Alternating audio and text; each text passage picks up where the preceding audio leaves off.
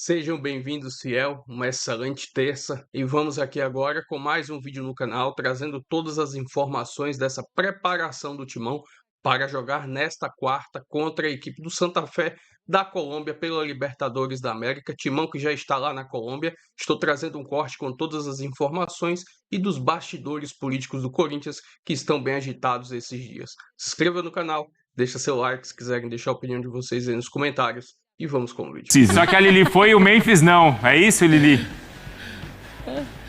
Pois é, ou um ou outro, né? Memphis ficou, eu estou aqui, não vai me pedir para dançar o Waka Waka, que eu não vou dançar, mas vou dizer para vocês que estou aqui em Bogotá, no centro de treinamento da seleção colombiana, porque daqui a pouquinho a delegação do Corinthians, todo o elenco vem para cá fazer o único e último treino de preparação para o jogo desta quarta-feira contra o Santa Fé. Você falou, Bruno, que o Memphis não veio, além dele, o Choca, o Charles também, eles não vieram, seguem no departamento médico. A gente sabe que o Memphis está nessa transição para o campo, já vem realizando exercícios, trabalhando com bola, mas tem todo o cuidado, né, do pessoal da performance, de fisioterapia também, todo o cuidado para esse retorno dele, que muito provavelmente deva acontecer contra o Barra. Talvez ele não volte no clássico contra o São Paulo, é um jogo de muita pegada, muita pressão, e ele está retornando de uma lesão grave, por isso todo o cuidado aí com o Memphis. Agora eu vou falar uma coisa para vocês, o Alan também não veio,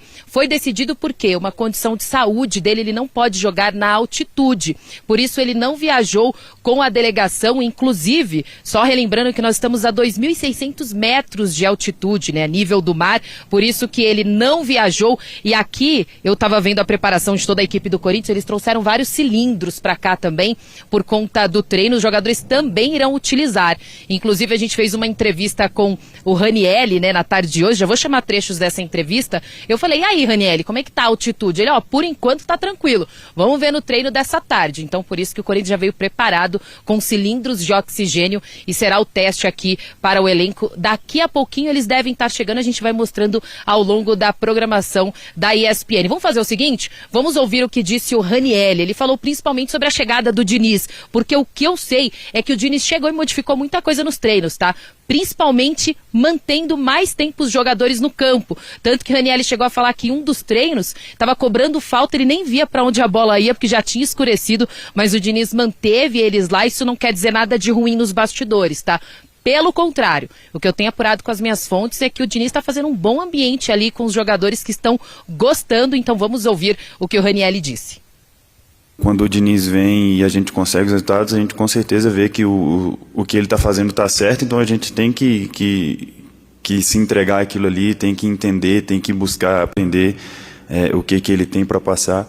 Então acho que se trata muito disso, a gente, é lógico, cada treinador tem sua ideia, mas quando os resultados estão vindo, o jogador fica sempre mais aberto a entender, mais aberto a ficar mais no campo, a ficar mais numa sala de vídeo, então se passa muito por isso.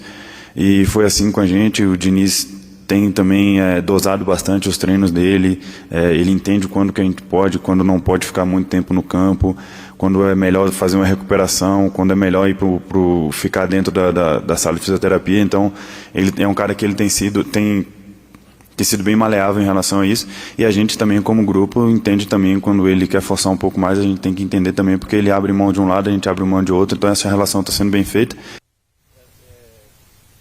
Por isso, né? Então daqui a pouquinho o elenco chega para fazer esse treino aqui em Bogotá para testar essa questão da altitude também, né? Será esse último treino. Jogo importantíssimo, é claro que todo jogo tem a sua importância. O Corinthians vem numa campanha muito legal aí na Libertadores, 3 jogos e 3 vitórias. Se vence amanhã o Santa Fé, já consegue garantir automaticamente, tá, a classificação para a próxima fase. Isso não quer dizer que em primeiro, mas em primeiro ou segundo já está garantido.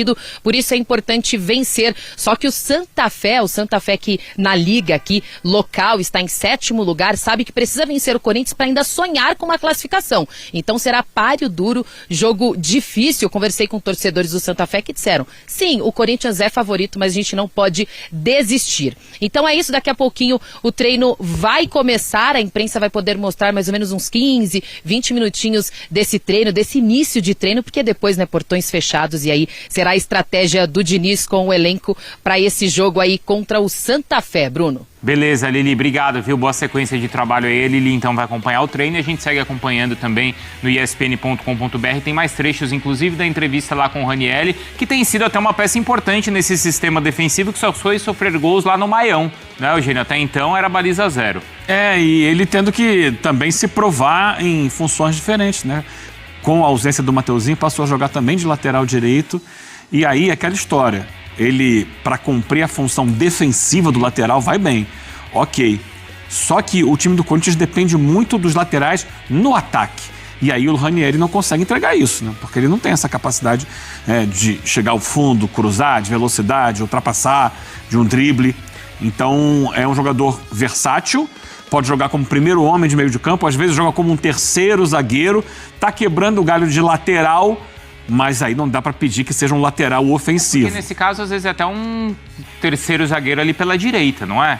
Para ter o Bidu mais o Bidu vai, só que normalmente o Corinthians trabalha com os dois saindo. Os dois, Com o Mateuzinho pela direita, com o Bidu pela esquerda. Sim. E aí só tem o Bidu, fica mais marcado, né? Fica mais previsível o time e perde um pouco dessa força.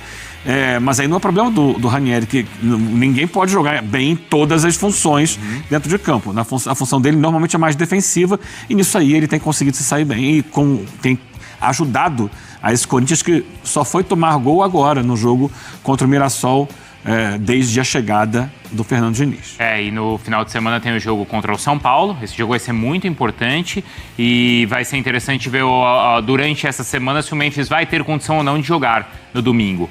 Ainda é uma dúvida, viu, Eugênio? O Novelas do futebol brasileiro. Falaram mais cedo hoje que ainda é dúvida se ele joga ou não no domingo, tá? Será que ele volta a jogar, de fato, pelo Corinthians? A Copa já tá chegando também, né? Final de contrato se aproximando, problemas. Bom, veremos, tá? Temos ainda alguns meses. Um mês, né? Não, um mês e uma semana, vai. 40 dias até a Copa do Mundo. Mais ou menos. Só que os campeonatos param antes, né? Os campeonatos param antes. Finalzinho do mês de maio, ou seja, é menos de um mês 3 semanas aí, até a paralisação. A última rodada aqui é no dia 31, se não me engano. Pouco tempo para ele estar... Se voltar, vai voltar fora do padrão ideal. Isso, exatamente. Não, na verdade, a gente estava falando sobre a possibilidade do Corinthians se classificar. Então tá. Se classificar, e essa é uma situação que é muito possível, porque o Corinthians hoje tem 3 vitórias em 3 jogos, são 9 pontos. O Peñarol e o Santa Fé tem 1 ponto cada. Então, se o Corinthians vencer o Santa Fé, já está matematicamente classificado. Se empatar, aí vai esperar na quinta-feira, jogam Platense e Peñarol, e aí o Peñarol não pode vencer.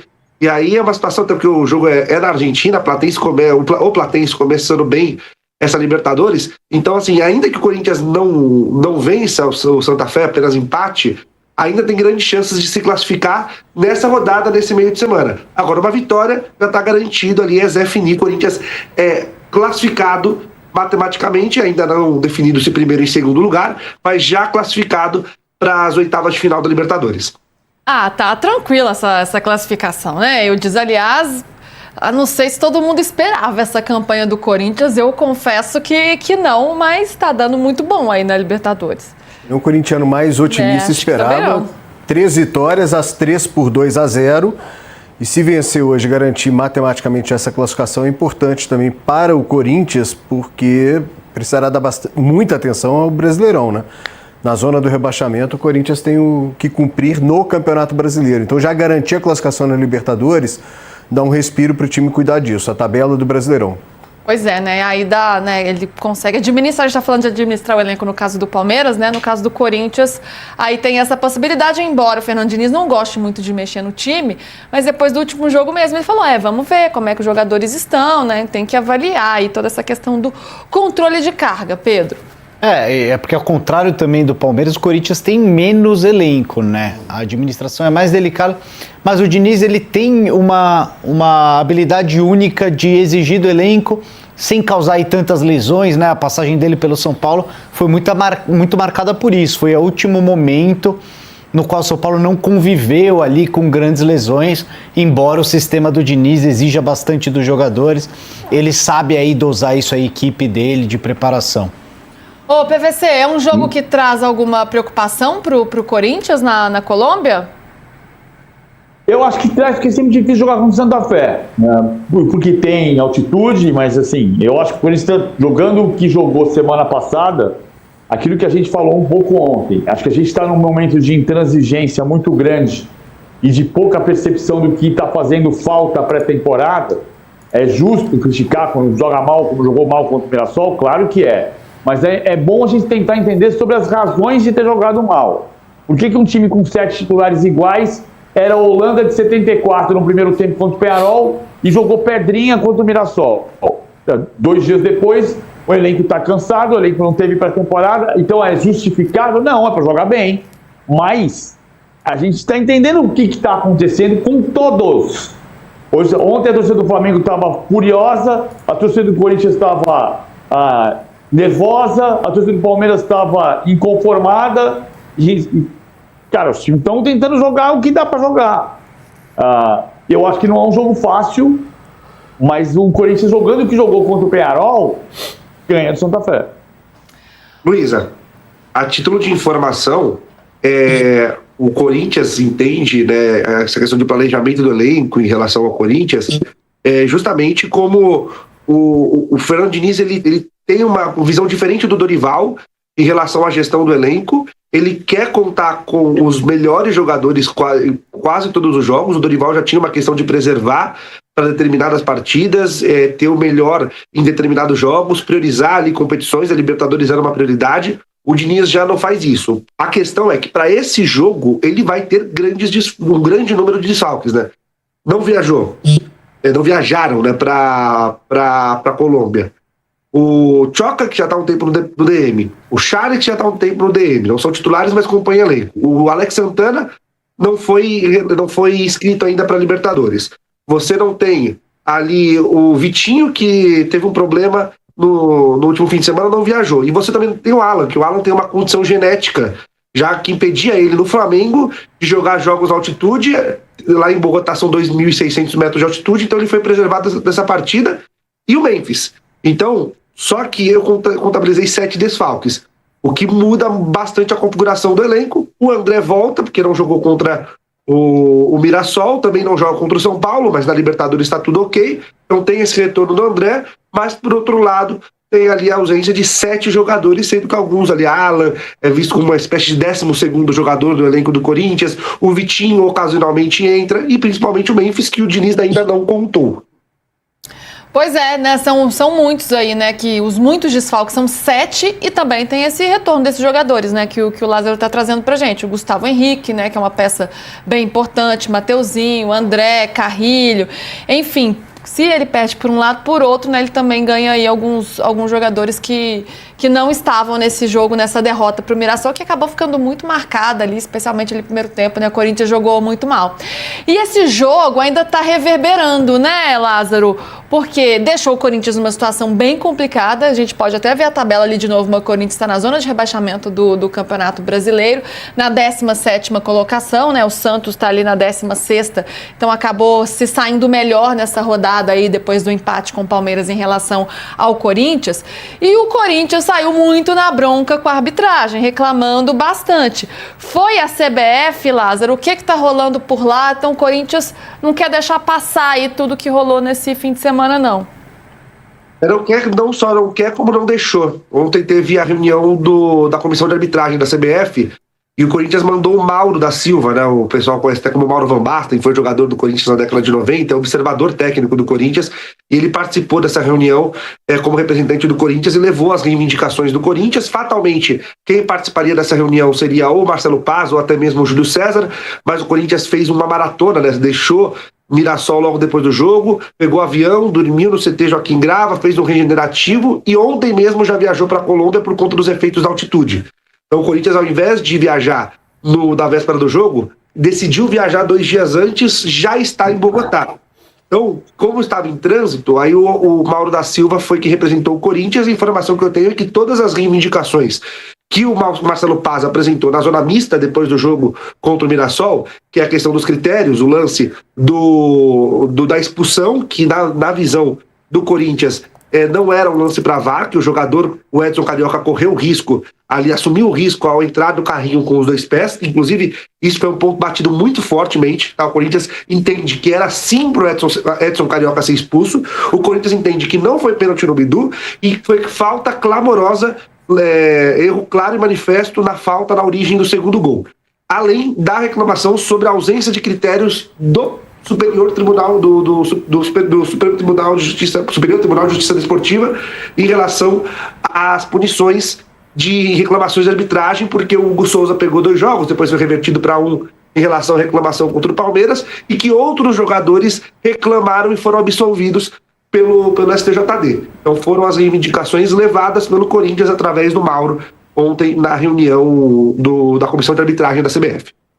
Pedro, faz sentido formalizar uma reclamação? É mais uma vez, né, os personagens do futebol reclamando da arbitragem? É um trabalho de bastidor, né, que ele acaba valendo pro clube mostrar que tá lá, que tá em cima, tá de olho. Claro que a gente não vai ter mudanças, né, nos critérios, a gente tem erros de arbitragem no Brasil. Para todos os clubes, a gente tem todos os clubes grandes se sentindo injustiçados em um ou outro momento. A gente tem essa pressão de bastidor, mas é natural, é a cultura do futebol brasileiro. Eu não acho que isso traga muito resultado imediato, resultado concreto, mas isso todos os clubes fazem. E o clube que não faz, hoje ele é cobrado pela sua própria torcida, né?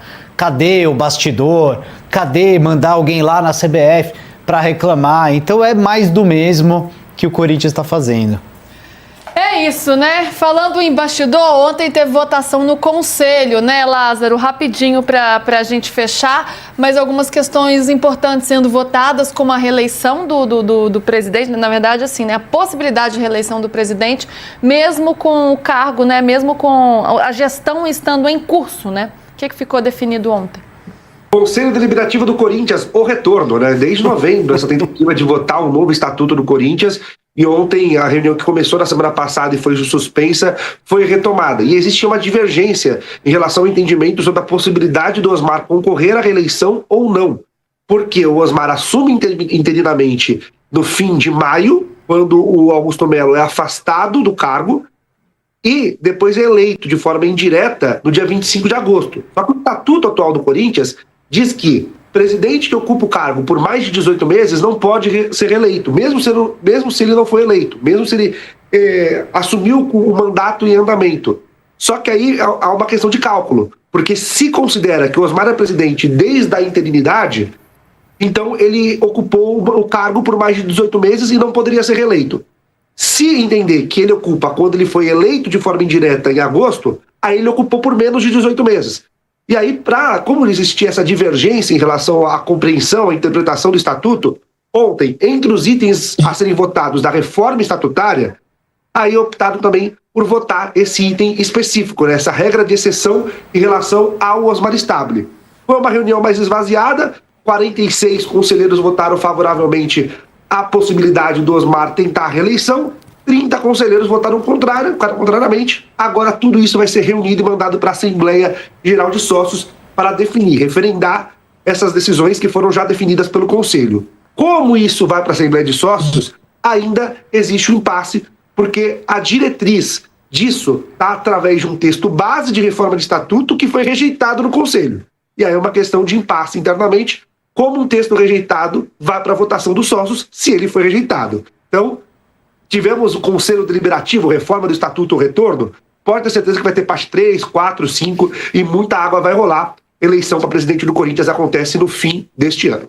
Como sempre, né? O negócio vai se estender, vai saber como vai acabar. E vou trazer aqui agora mais algumas informações desse próximo jogo do Timão, nesta quarta, às 21h30, contra a equipe do Santa Fé, lá na Colômbia, pela Libertadores, com transmissão da TV Globo e também do Paramount Plus. Estou trazendo aqui a classificação do grupo do Corinthians na Libertadores. Corinthians 100%, 3 jogos, 3 vitórias, seguido do Platense, que vem na segunda colocação com 6 pontos, e o adversário dessa rodada, que é a equipe do Santa Fé, é o lanterninha ali do grupo, 3 jogos, nenhuma vitória, um empate e 2 derrotas. Estou trazendo aqui agora um recorte dos últimos 5 jogos da equipe do Santa Fé, e aí está o Campeonato Colombiano e também a Libertadores.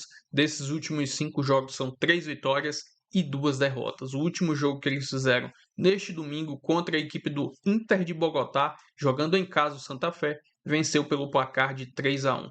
Já aqui do lado também tem a classificação da equipe do Santa Fé no Campeonato Colombiano, é o 7º colocado da competição, em 19 rodadas, somou 29 pontos. Estou trazendo um recorte aqui dos últimos 3 jogos da equipe do Corinthians diante da equipe do Santa Fé, 2 vitórias do Timão e um empate. Lembrando, eles já se enfrentaram nessa Libertadores, o primeiro jogo foi dentro da Neoquímica Arena e o Timão venceu pelo placar de 2-0. Enfim, jogo importantíssimo aí para o Corinthians, que se vencer a equipe do Santa Fé, estará classificado para as oitavas de finais da Copa Libertadores e fica muito bem encaminhado também essa primeira colocação do grupo. Vamos ver como o Fernando Diniz vai preparar a equipe para esse jogo. Se inscreva no canal, deixa seu like, se quiserem deixar a opinião de vocês aí nos comentários e até o próximo vídeo. Valeu, filho.